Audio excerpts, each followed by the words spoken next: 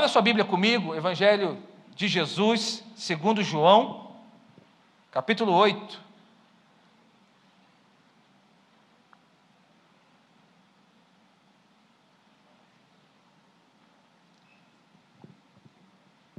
Evangelho de Jesus, segundo João, capítulo 8.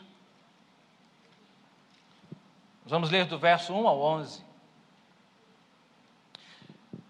A pergunta que eu faço para você nessa noite é: como acertar depois que você já errou? Como acertar depois que você já errou? Nós estamos vivenciando na igreja uma série simples e extraordinária.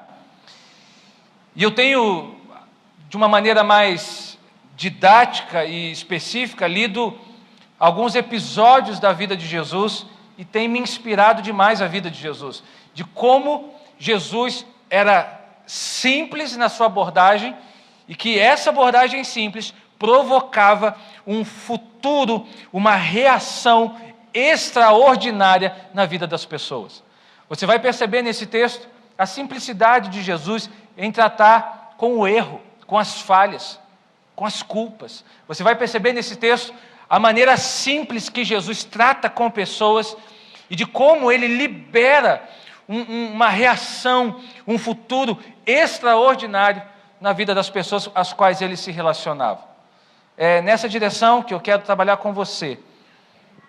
João capítulo 8, acompanhe comigo. Se você não tem a sua Bíblia, você pode acompanhar no telão. Diz assim: Jesus, porém, foi para o Monte das Oliveiras. Ao amanhecer, ele apareceu novamente no templo, onde todo o povo se reuniu ao seu redor. E ele se assentou para ensiná-lo. E os mestres da lei e os fariseus trouxeram-lhe uma mulher surpreendida em adultério.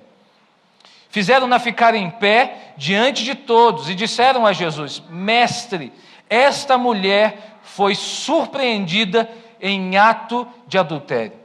Na lei, Moisés nos ordena apedrejar tais mulheres. E o Senhor, que disse? Eles estavam usando essa pergunta como armadilha, a fim de terem uma base para acusá-lo. Mas Jesus inclinou-se e começou a escrever no chão com o dedo. Visto que continuavam a interrogá-lo, ele se levantou e lhes disse: se alguns de vocês estiver sem pecado, seja o primeiro a atirar pedra nela. Inclinou-se novamente e continuou escrevendo no chão. E os que ouviram foram saindo, um de cada vez, começando pelos mais velhos. E Jesus ficou só, com a mulher em pé diante dele. Então Jesus pôs-se em pé e perguntou-lhe: Mulher, onde estão eles? Ninguém a condenou? Ninguém, Senhor, disse ela. E declarou Jesus: eu também não a condeno. Agora vá e abandone a sua vida de pecado. Feche os teus olhos mais uma vez. Vamos falar com Deus. Pai, obrigado, Senhor, por essa linda noite. Obrigado por cada coisa que o Senhor já liberou sobre nós. Cada momento que já passamos aqui foram momentos extraordinários, Senhor. Na presença dos irmãos, celebrando o Senhor. Nós queremos te agradecer. Nós queremos te louvar e pedir para que nesse momento o Senhor fale conosco, fale ao nosso coração, que a tua palavra, que é viva e eficaz, verdadeira e fiel, ela possa cair num lugar oportuno da nossa alma, do nosso coração, que haja frutos na nossa vida. Pai, eu oro entregando tudo ao Senhor, em nome de Jesus. Amém. Como acertar depois que já erramos? Você já fez essa pergunta? Como é que eu vou resolver isso agora? Já foi. Como é que eu volto atrás? Como é que eu faço de novo? E nem sempre, querido, dá para voltar. Nem sempre dá para reparar algo da maneira como nós desejaríamos fazer. Nem sempre dá para fazer. Mas essa pergunta me leva a uma reflexão. Ela está relacionada à maneira como você encara as suas falhas, a maneira como você está disposto a recomeçar a cada momento que você falhou, a maneira como você está disposto a recomeçar diante de um erro, diante de um fracasso. Você já fracassou em algum momento na sua vida? Já vivenciou algo que você gostaria que fosse de outra forma, que você gostaria que fosse de outra maneira? Para muitas pessoas, a falha, ela gera uma crise emocional muito grande. Muitas pessoas não conseguem ressignificar os seus erros e acabam entrando em depressão por conta disso, em doenças na alma, depressão, ansiedade, transtorno de pânico, acabam vivenciando muitas coisas, trazendo e alimentando culpas na sua vida. Nós estamos vivendo no mês de setembro, é um mês convencionado de prevenção ao suicídio, né? A gente tem trabalhado isso, né? Foi trabalhado esse tema hoje pela manhã, ontem eu trabalhei aqui com a nossa juventude, e é um tema que nós precisamos tratar, é um tema que nós precisamos conversar, sabe por quê? Tem muita gente que não consegue dar um novo significado na sua vida e por isso acaba encontrando a única saída, a saída da morte, ou pensando na morte como a única saída da sua vida. Isso é muito sério. A cada 40 segundos uma pessoa se suicida no mundo. Só nesse pouco tempo que a gente está conversando, muitos já intentaram contra a sua própria vida e já buscaram essa solução como definitiva. Isso é muito sério. Isso não é algo que nós devemos brincar. E precisamos quebrar todo e qualquer tabu que existe nesse tema. E eu falo isso com muita liberdade e tranquilidade, porque eu entendo que a palavra de Deus, ela tem direções claras para todos os momentos da nossa vida. Mas você viu como é importante você ressignificar os seus erros?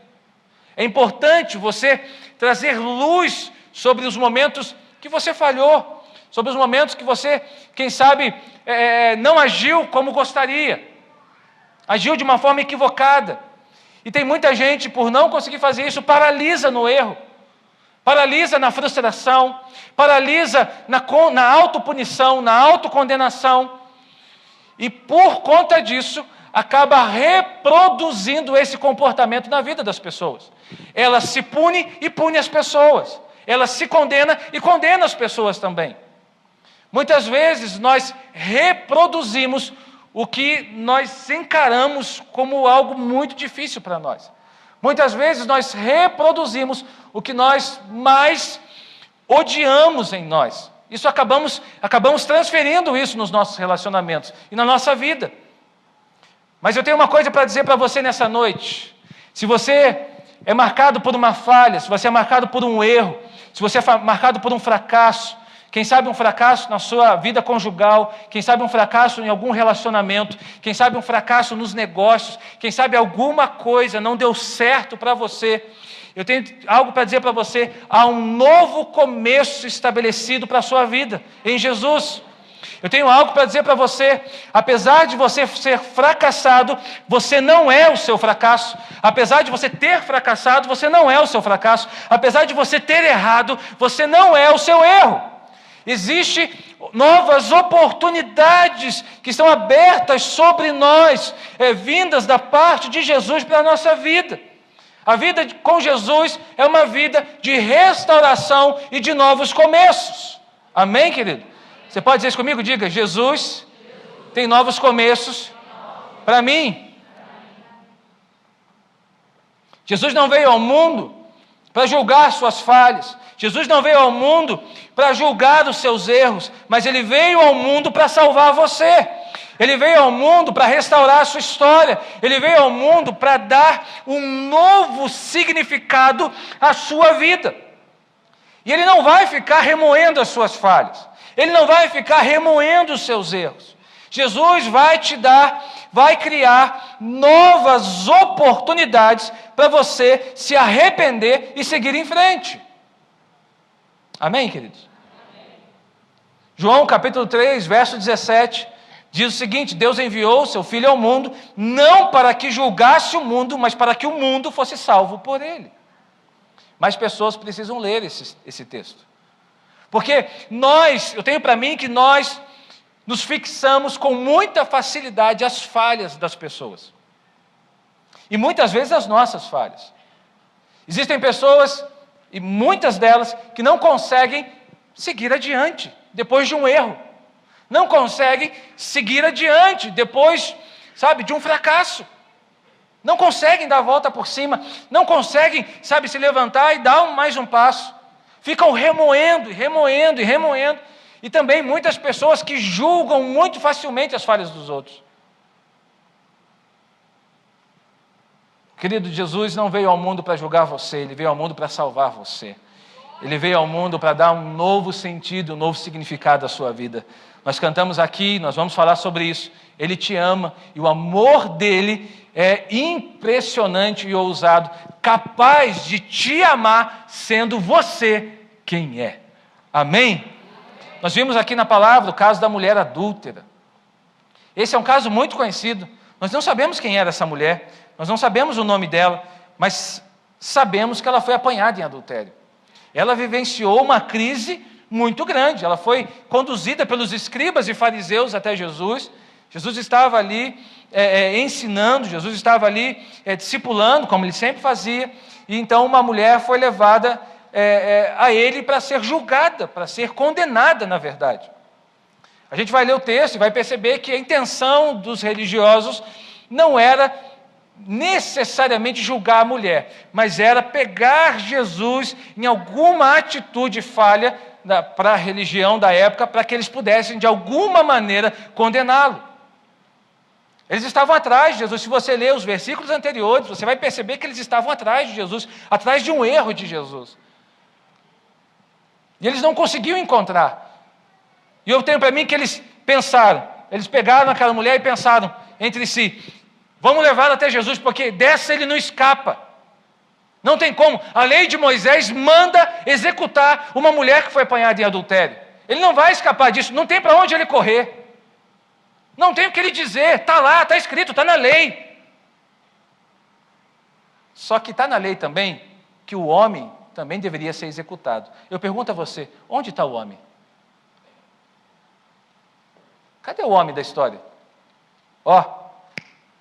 Sumiu. Ou, na verdade, sumiram com ele. A intenção que a opinião que eu tenho é que sumiram com ele. Diz assim: olha, não entra nessa não, porque a gente vai usar isso aqui para pegar Jesus, fica aí na tua. Levítico capítulo 20, verso 10, fala disso. E realmente está escrito que a mulher tinha que ser executada, mas fala também que o homem também tinha. Uma sociedade machista como aquela, patriarcal, onde toda a base está formada no homem, a mulher era muito desprezada. A mulher era usada como um objeto. E essa mulher é levada sozinha, até Jesus, para que Jesus então julgasse, executasse a sentença. Olha que coisa horrível, olha que coisa assim, sem nexo algum, por parte das pessoas que eram conhecidas como os religiosos. E eu pergunto a você, querido, diante da problemática, diante da situação que foi apresentada a Jesus, eu pergunto a você, qual foi a reação de Jesus? O que ele fez? Pode falar.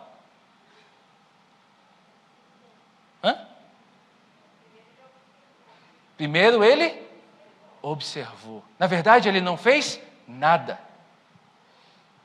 Na verdade, a reação dele, a primeira reação dele foi nenhuma. Foi não ter reação.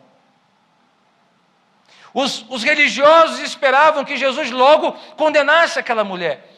Os religiosos logo esperavam que Jesus colocasse ela num tribunal e executasse a sentença. Realmente está escrito, vamos executar, porque eu vim para cumprir a lei, então vamos lá. Só que estava pela metade. E eu tenho para mim que mesmo que o homem estivesse ali, Jesus iria ressignificar aquela lei. Jesus ia ressignificar, porque a Bíblia fala que Jesus ele não veio para julgar, mas veio para salvar as pessoas. O ministério de Jesus está focado em pessoas, na restauração de vidas, nas novas oportunidades, e não na condenação delas. Então, nós lemos no verso 6, por exemplo, que quando a problemática é apresentada, a Bíblia diz que Jesus se inclina e continua escrevendo no chão. Ou seja, ele está lá, ele não tem reação nenhuma. A não reação expressa uma reação. A não resposta é uma resposta. E a Bíblia diz que eles insistem Como nós precisamos de respostas, não é? Como nós somos pragmáticos, queridos. Nós precisamos que alguém nos diga o que fazer. Nós precisamos que alguém fale para nós o que a gente tem que fazer. Isso acontece muito em gabinete pastoral. A gente conversa, a gente fala, a gente provoca a pessoa a pensar, mas alguns não se contentam com isso. Precisam ouvir da nossa boca o que ela precisa fazer. Alguns chegam assim, pastor, fala o que eu tenho que fazer, pelo amor de Deus, fala, abre a boca e fala para mim claramente. Porque nós somos assim, queridos, nós somos pragmáticos, nós precisamos ouvir, nós precisamos ser direcionados. E é interessante como eles insistem por uma resposta, eles queriam pegar Jesus de alguma maneira. Eles queriam ouvir da boca de Jesus como é que ele ia sair daquele enrosco, daquele questionamento. E aí Jesus então abre a boca e fala. E quando Jesus fala, algo novo acontece. Todas as vezes que Jesus se manifesta, algo novo acontece. Todas as vezes que Jesus se coloca numa posição de intervenção na história, algo novo acontece na terra. Jesus então fala e libera assim, olha, tudo bem, vocês querem que eu imite a minha opinião? Então beleza, pode atirar, mas começa atirando aquele que não tem pecado algum. Atira a primeira pedra, aquele que não tem pecado algum. Aquele que está livre de pecado. Aquele que não peca em momento nenhum, que tem a consciência liberada para atirar. Pode atirar a primeira pedra. A Bíblia diz que ninguém faz isso. Ou seja, o que Jesus faz? Jesus inverte a história. Eles levam a mulher para ser acusada e Jesus, com uma direção, coloca eles em autoacusação. Eles mesmos se acusam. Sem ele condenar a mulher e sem condenar as pessoas. Sem condenar os religiosos. Jesus, com uma frase, inverte. Na posição de acusadores, eles se colocam na posição de acusados, mas não acusados por Jesus, mas acusados por eles mesmos, pela própria consciência deles. Porque eles sabiam que não estavam em condições de julgar aquela mulher. Quem sabe até o homem, o dito cujo, nós não sabemos quem é, que estava com ela, quem sabe ele estava até no meio ali, só vendo o que ia acontecer. E aí o verso 11, Jesus se volta para a mulher, levanta, estende a mão para ela, e a Bíblia fala que ele diz assim, agora vá e abandone a sua vida de pecado.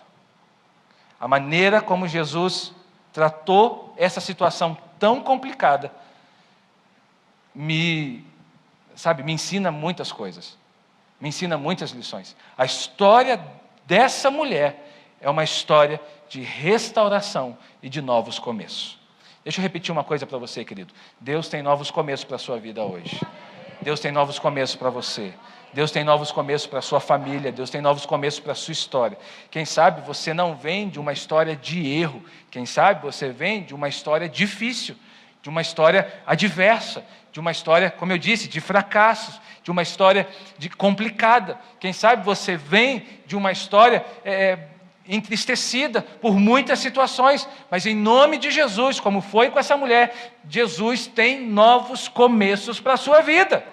Existe esperança, existe uma porta que ainda não se abriu e que pode ser aberta. Existe algo que ainda não aconteceu, mas que uma palavra de Jesus do céu, algo novo pode acontecer na sua vida na terra.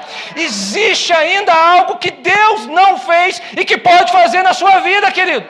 Porque Deus é um Deus de novos começos, Deus é um Deus de restauração, Deus é um Deus de novas oportunidades. Ele morreu na cruz para que você tivesse vida, Ele morreu na cruz para que você tivesse aqui e tivesse uma nova oportunidade na terra. Aleluia! Nós não podemos receber a nossa história como uma história errada.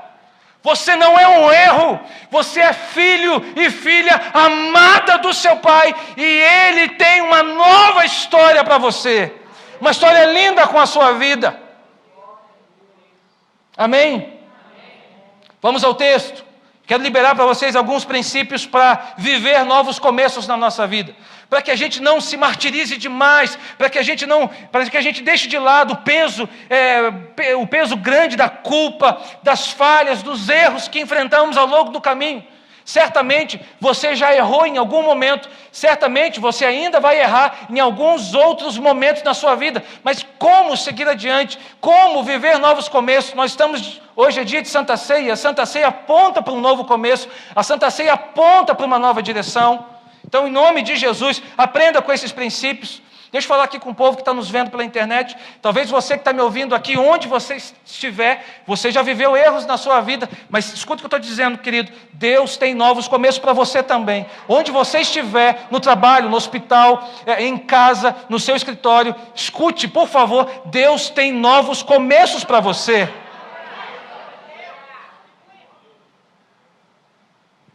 Algumas coisas que eu quero compartilhar contigo. Primeiro, para viver novos começos, lembre-se de que você está em construção. Diga comigo, eu estou em construção. Verso 3, diz que uma mulher surpreendida em adultério foi levada até Jesus. E o texto diz que fizeram-na ficar em pé diante de todos. Olha, que humilhação, que vergonha, diante de todos. Uma mulher apanhada em adultério. O texto traz claro para nós o erro dessa mulher. E sabe o que é mais impressionante para mim? É que eu não vejo essa mulher tentando se justificar. Eu não vejo essa mulher tentando, fingir que não era com ela. Eu não vejo essa mulher na negação. Dizendo, tentando, de alguma forma, argumentar. E a gente percebe, você diz assim, pastor, mas a mulher não tinha voz naquela época, então por isso que ela não disse. Mas espera aí, quantas vezes nos evangelhos nós vemos os evangelistas dando voz às mulheres? Muitas vezes. Muitas mulheres que também não tinham voz naquela época, através da observação dos evangelistas, têm voz. Poderia citar várias aqui, por exemplo, a mulher com fluxo de sangue. Ela para e tem um diálogo com Jesus. Todo diálogo com Jesus é registrado na palavra. Se as mulheres não tinham voz, então não tinha por que ela está aqui. Eu não vejo essa mulher tentando argumentar. Eu não vejo essa mulher tentando dizer assim, não, eu não fiz isso. A Bíblia diz que ela foi apanhada em flagrante adultério. O que isso me diz? Que ela estava admitindo a culpa.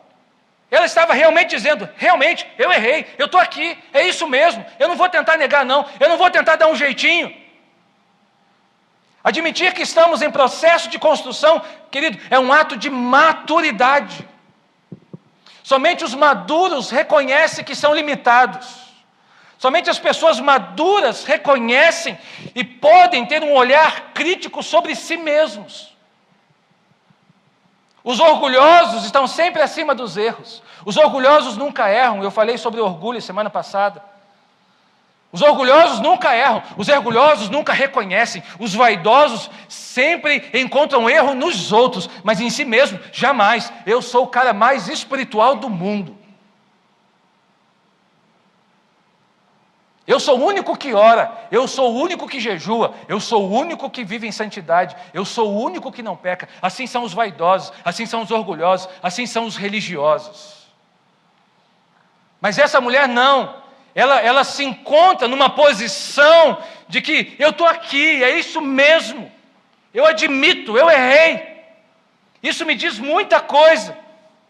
Muita coisa. O apóstolo Paulo, em Romanos 7,19, diz o seguinte: pois o que faço não é o bem que desejo, mas o mal que não quero fazer, esse eu continuo fazendo. Meu Deus do céu, esse texto para mim é uma crise, porque precisa ser muito maduro para escrever isso.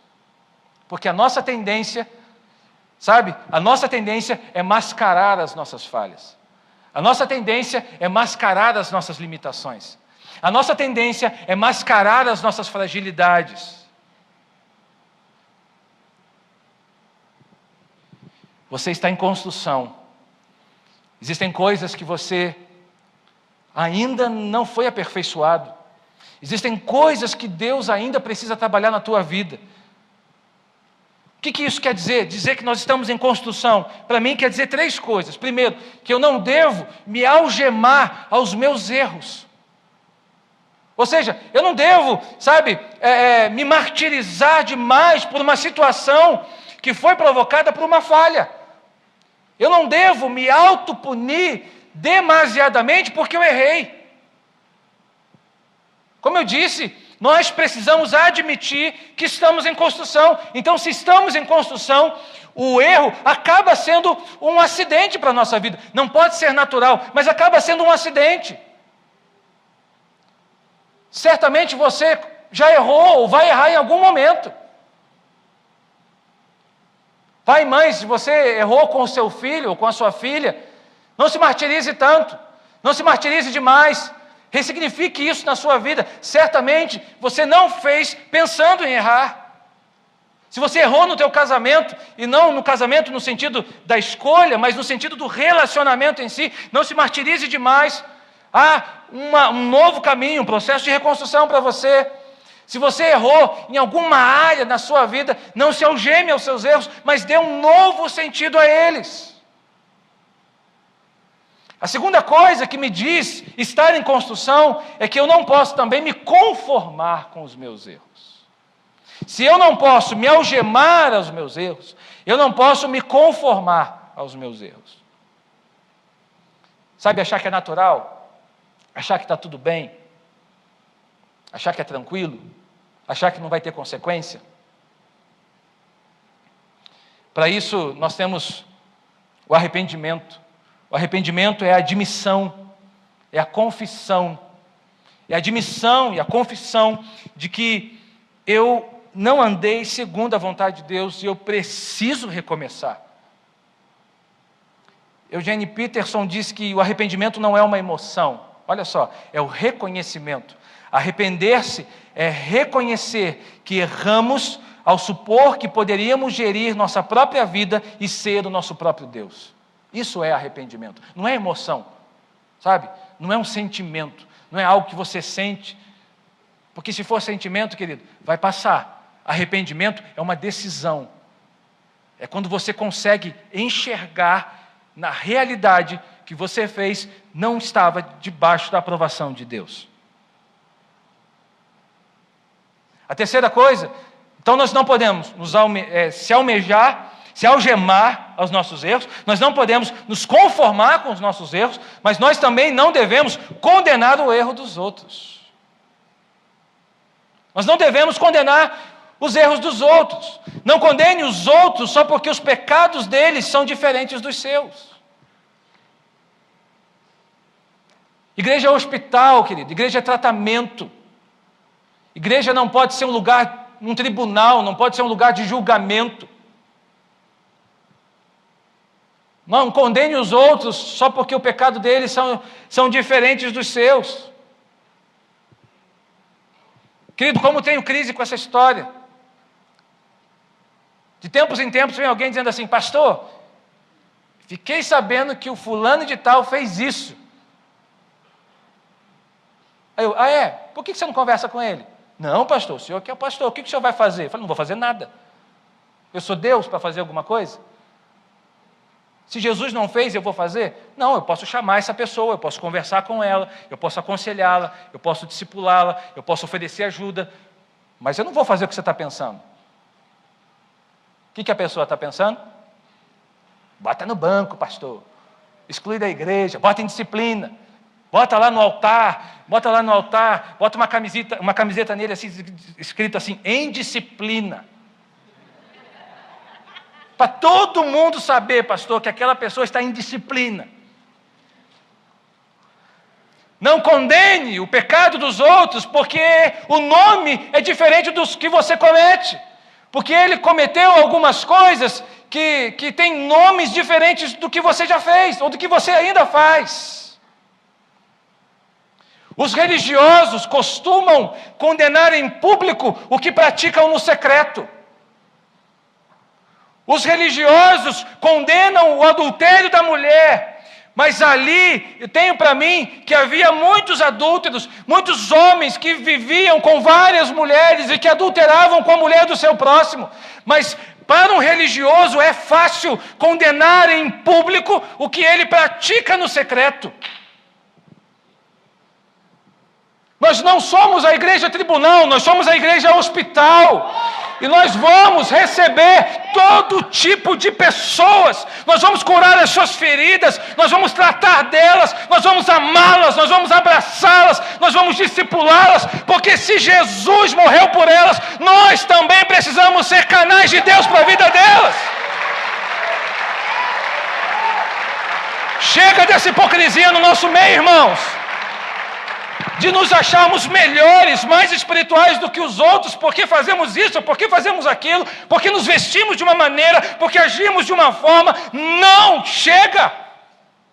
Nós estamos em construção. Jesus não está preocupado com a sua caracterização, Jesus está preocupado com o seu caráter. Jesus não está preocupado com aquilo que você apresenta exteriormente, Jesus está preocupado com o seu interior, e Ele vai transformar você de dentro para fora. Então, se você está em construção, outros também estão. Então ajuda o teu irmão a crescer, ajuda o teu irmão a avançar, e não deixa-o para trás. Quantos estão comigo?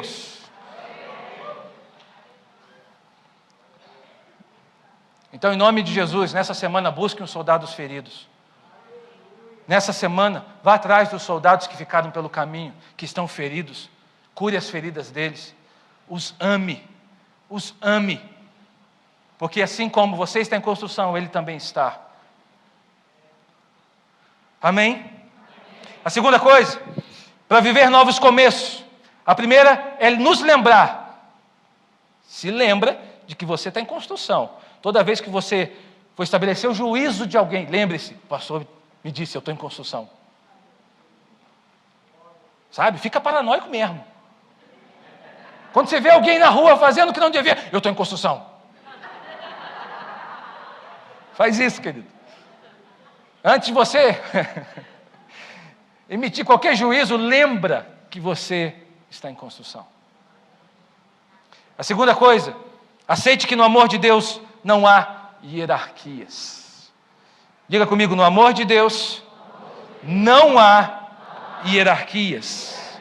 Olha só a forma como Jesus trata essa mulher. Acompanhe comigo, o verso 5 diz, na lei Moisés ordena apedrejar tais mulheres.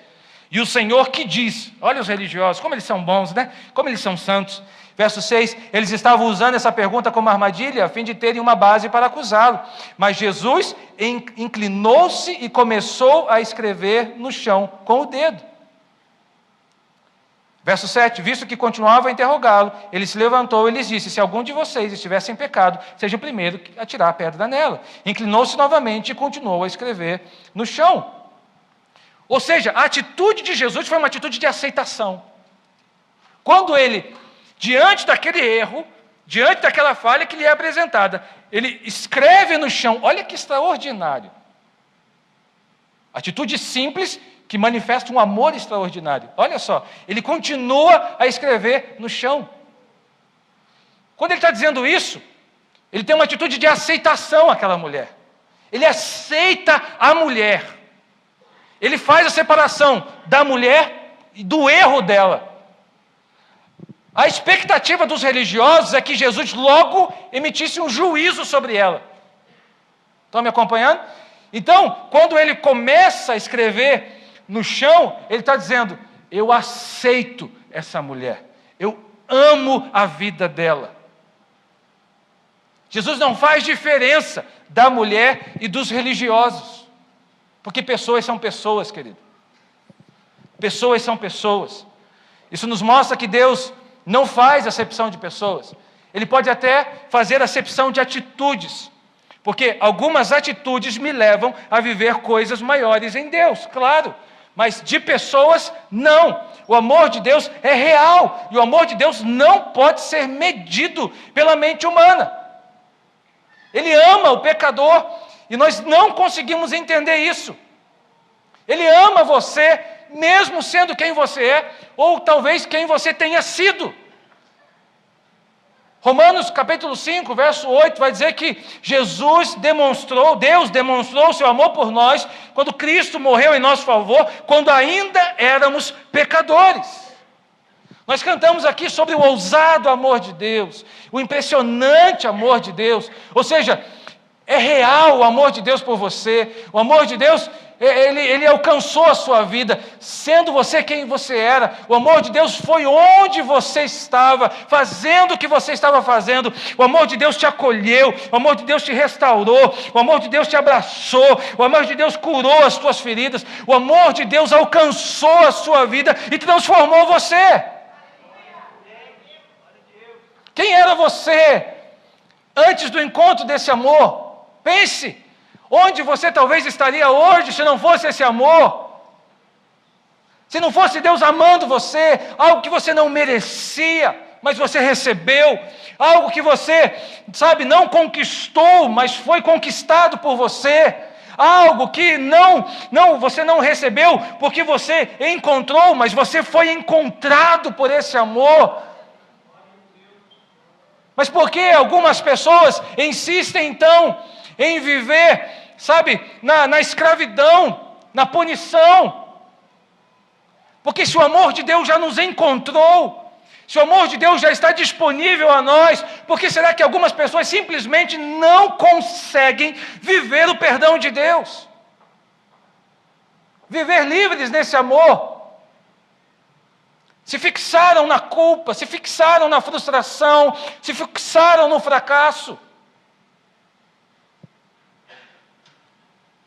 Pedem perdão a Deus 30 mil vezes pelo mesmo pecado. Pecam na segunda, mas passam a semana inteira pedindo perdão pelo pecado da segunda, sendo que até o domingo já surgiram novos. Não conseguem viver intensamente a plenitude do amor. E como eu disse, sabe o perigo dessa história? É que a gente reproduz essa identidade. Quando nós somos escravos, nós reproduzimos escravidão. Quando nós nos punimos, nós reproduzimos punição. O que nós fazemos conosco mesmo, nós reproduzimos na vida das pessoas. Então, certamente, se você conhece alguém que cobra demais atitudes tuas, é porque, na verdade, essa pessoa, ela não dá conta das suas próprias atitudes. Por isso que ela cobra. Por isso que ela precisa, de alguma forma, jogar, transferir isso que para ela não é muito bem resolvido. Querido, em nome de Jesus, descanse no amor. Você não precisa fazer nada para Deus te amar. Ele já te ama, Ele já é bom. A bondade dEle alcança a sua vida, sendo você quem você é. Você não precisa impressionar Deus, você não precisa fazer cambalhotas para Deus olhar para você, você não precisa vestir uma roupinha bonita para que Deus olhe para você, você não precisa, tomar alguma atitude para que Deus mude para com você. Não, Ele já morreu por você, todo o amor dEle já está disponível à sua vida. Então, por favor, viva uma vida liberta pelo amor de Deus.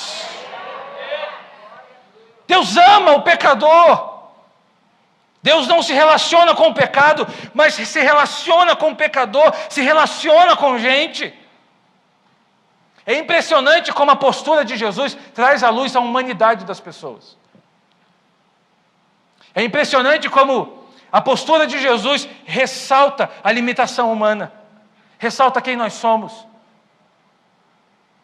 E mesmo assim, Jesus ainda decidiu morrer por nós. Mesmo assim, nós estamos aqui há mais de 2000 anos depois, celebrando a vitória de Jesus sobre a morte, celebrando a ressurreição. Estamos aqui num domingo de Santa Ceia, declarando que Jesus nos ama, que o amor dele nos alcançou e que a nossa identidade, a identidade que Ele nos deu, é a identidade do amor.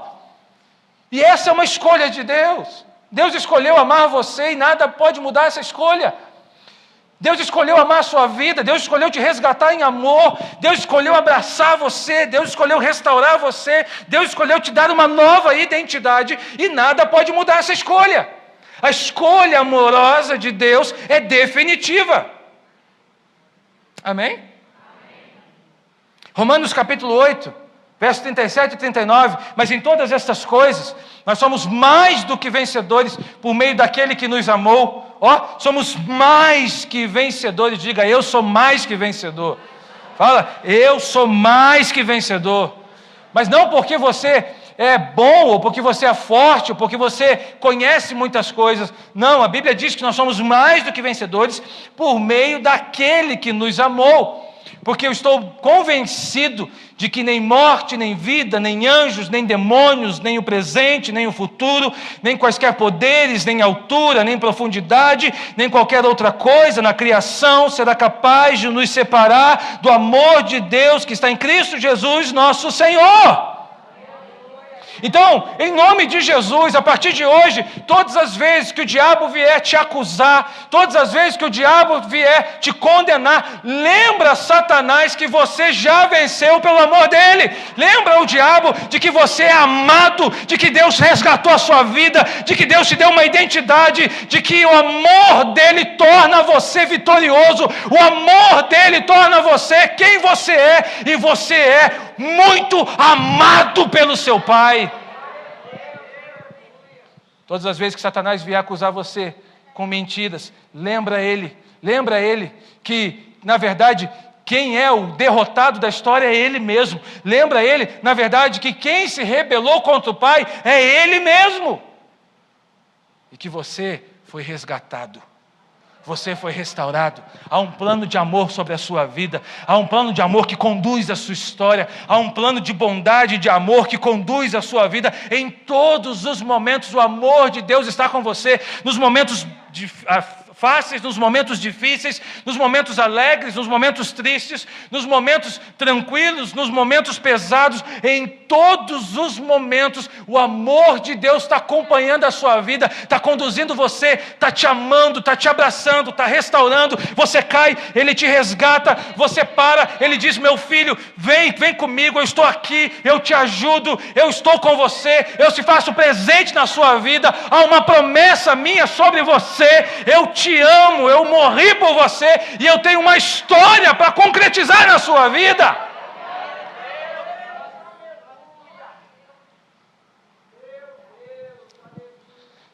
Irmãos, tem gente que chega diante da mesa do Senhor e acha que ao morder o pão vai sair sangue, porque está muito errado, está muito em pecado. Então, se eu chegar ali e não tiver consertado diante do Senhor, não tiver certinho, o negócio vai ficar estreito, vai cair minha língua, vai cair os dentes, vai cair tudo.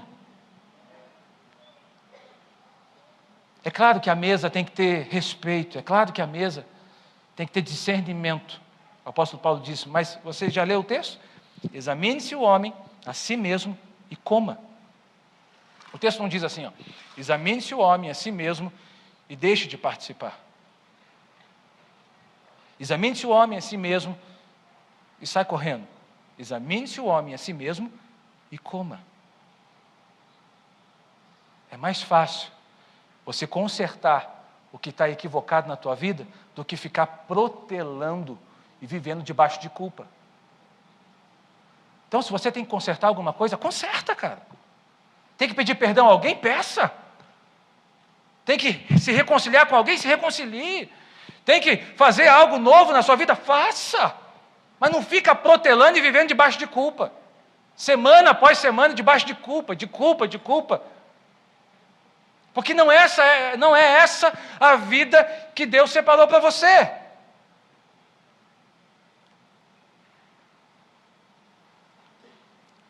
Eu termino com o terceiro princípio. Então nós falamos que nós viveremos novos começos na nossa história, se nos lembrarmos que estamos em construção, se também aceitarmos que no amor de Deus não há hierarquias, Deus não ama mais ou menos ninguém, o amor de Deus é ideal, é leal, é real na vida das pessoas. Em terceiro lugar, olhe para Jesus e comece novamente. Diga comigo, olhar para Jesus e começar novamente. Aí eu vou para o diálogo de Jesus com a mulher. Finalmente, chegou no diálogo de Jesus com a mulher. Todo mundo foi embora, ninguém apedrejou a mulher, agora só ficou Jesus e a mulher. E olha o que aconteceu, verso 10. Então Jesus, pôs-se em pé, perguntou-lhe: mulher, onde estão eles? Ninguém a condenou? Ninguém, Senhor. E disse ela, ninguém, Senhor. Declarou Jesus então: eu também não a condeno. Agora vá e abandone a sua vida de pecado. Ou seja, Jesus deu ali uma nova oportunidade para aquela mulher. Ele não encarou o erro da mulher como natural. Isso é muito importante. Porque quando a gente fala do amor de Deus, a gente esquece que em Deus também há a correção. O amor que não corrige, ele não é um sentimento de amor, não é amor. Há embutido no amor a correção. Você, pai e mãe, porque ama o seu filho, você corrige. Sim ou não? Você não deixa no erro, você aponta uma direção, porque você ama o seu filho. A mesma coisa com Deus. Nós precisamos diferenciar a correção da punição. Ok? São coisas totalmente diferentes. A correção é didática. A punição é escravizante. Sabe lá o tal das coisas que às vezes nós fazemos para punir as pessoas? Ah, vou te punir porque você fez isso. Isso não corrige ninguém, querido. Isso não é correção. Isso é dar o troco. E Deus não faz isso. Deus disciplina, Deus corrige. Por isso ele diz para aquela mulher: agora vá, mas abandone a sua vida de pecado. Ou seja, Jesus não deixa de dizer o que ela estava fazendo era pecado, porque era mesmo. Ela havia adulterado, ela havia se deitado com o homem de alguém, ou então o homem que havia se deitado com ela. De repente ele não constituiu uma família, ou quem sabe ela tinha uma família, não sabemos. De repente ele era solteiro e ela tinha uma família. A gente não sabe a história, mas o fato é que os dois adulteraram ali, havia um erro ali implícito. Jesus não deixa de dizer do erro. Jesus fala: agora vá e abandone a sua vida de pecado. Mas Jesus libera aquela mulher para começar de novo. Isso que é impressionante. Jesus fala do pecado, mas ele diz: agora vá. Ou seja, você tem uma nova oportunidade diante de você. Eu pergunto: e você? Está paralisado na culpa? Está paralisado na ferida, no ressentimento, na perda, na dor? Em que área você também precisa viver um novo começo? Em que área você precisa ouvir de Jesus: meu filho, agora vá, comece de novo. Eu estou te colocando uma porta aberta. Eu estou te colocando uma nova oportunidade. Quem sabe você está aqui diante de mim e você está paralisado porque permitiu que os erros de ontem paralisassem você para as novas oportunidades e possibilidades de hoje. Quem sabe você está paralisado nas suas velhas feridas, nas suas velhas derrotas, nos seus velhos erros, com aquela sensação de que você não avançou mais depois que viveu aquela situação. Existem muitas pessoas que não conseguem ressignificar coisas que aconteceram na sua vida e acabam paralisando, acabam parando.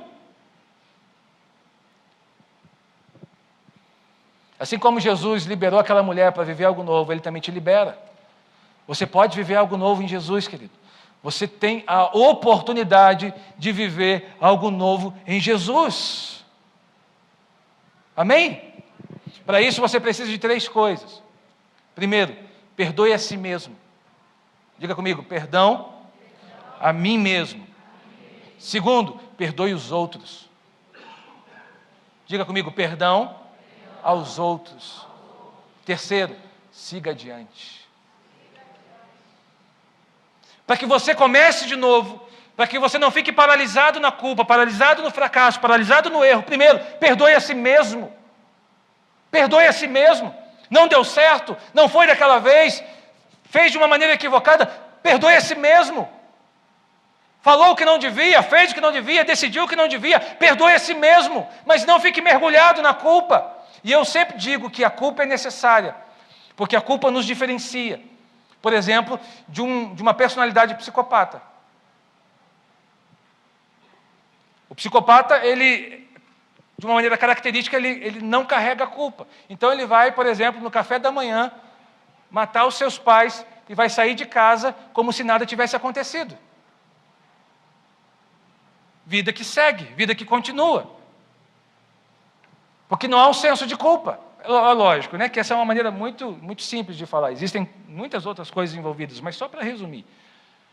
Então a culpa ela é necessária. O que não é necessário é você ser escravo da culpa. Então perdoe a si mesmo. Sabe aquela história? Se eu tivesse feito isso, se eu não tivesse feito dessa forma, se eu tivesse ido lá, se eu tivesse feito de outra maneira, talvez as coisas seriam. Mas, querido, você não tem esse poder. Então entregue para Deus o que você não pode mais mudar. E se perdoe, por favor. A segunda coisa, perdoe os outros. Alguém errou com você? Porque nós erramos, mas as pessoas erram com a gente também. Sim ou não? Alguém errou com você? Perdoe, libere. A palavra perdão, no seu original, também significa liberar. Libere. E siga adiante. Jesus tem novos começos para a sua vida. 2 Coríntios 5,17. Portanto, se alguém está em Cristo, é nova criação.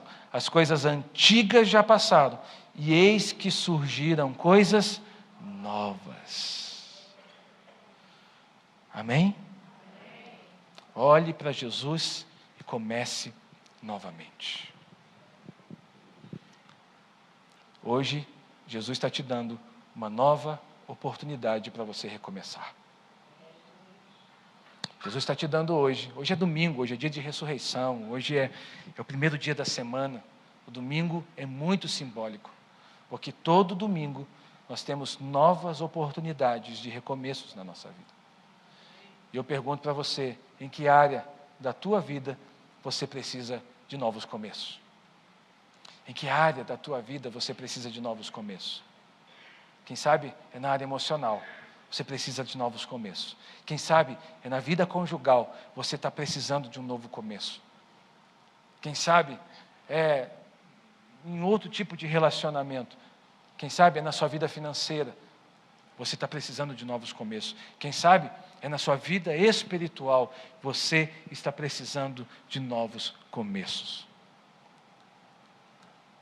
O que você não pode é ficar paralisado quando Jesus está abrindo uma porta para você e está dizendo para você, vamos, comece de novo, eu estou te dando uma nova oportunidade.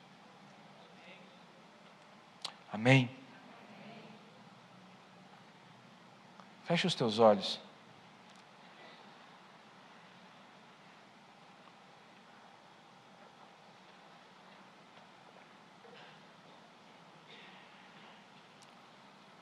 Hoje, permita que um processo novo, querido, seja iniciado na sua vida.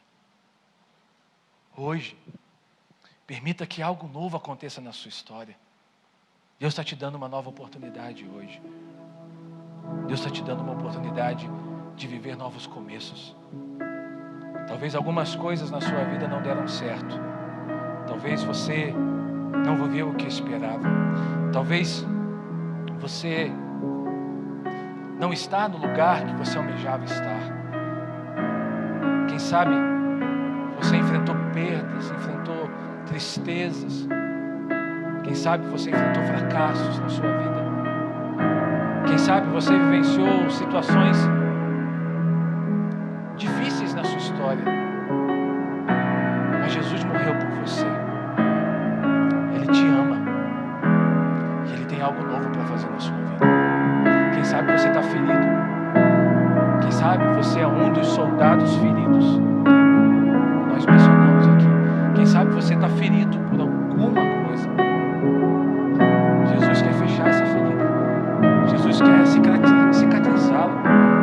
Para que você seja livre para viver algo novo. Para que você não acorde na escravidão, não durma na escravidão. Para que você seja liberado no amor, liberado na graça, para viver algo novo. Para viver o extraordinário que Deus tem para você.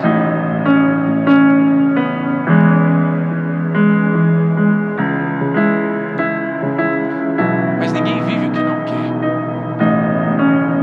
Ninguém vive o que não decide viver.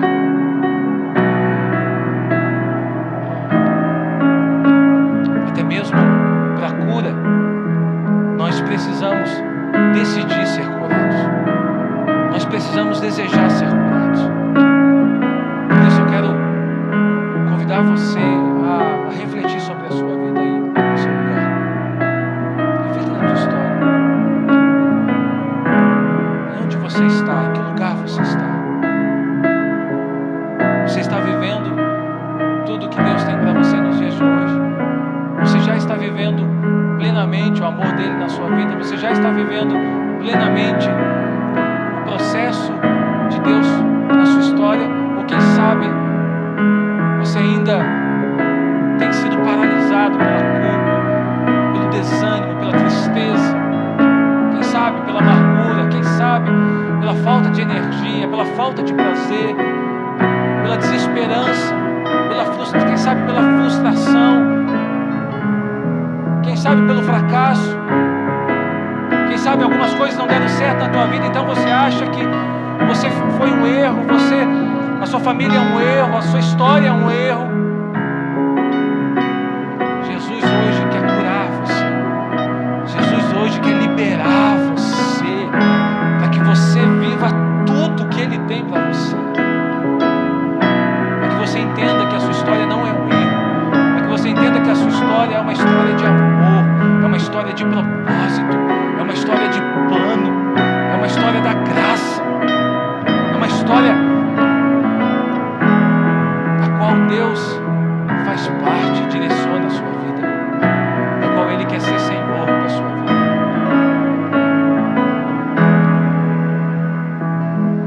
Por isso eu quero convidar você, se de alguma forma essa palavra alcança a sua vida nessa noite, em algum aspecto, em alguma área, se de alguma maneira você, entende que em algum momento, de alguma forma, essa história te alcança, essa palavra te alcança, eu quero convidar você a se colocar de pé onde você está, no seu lugar.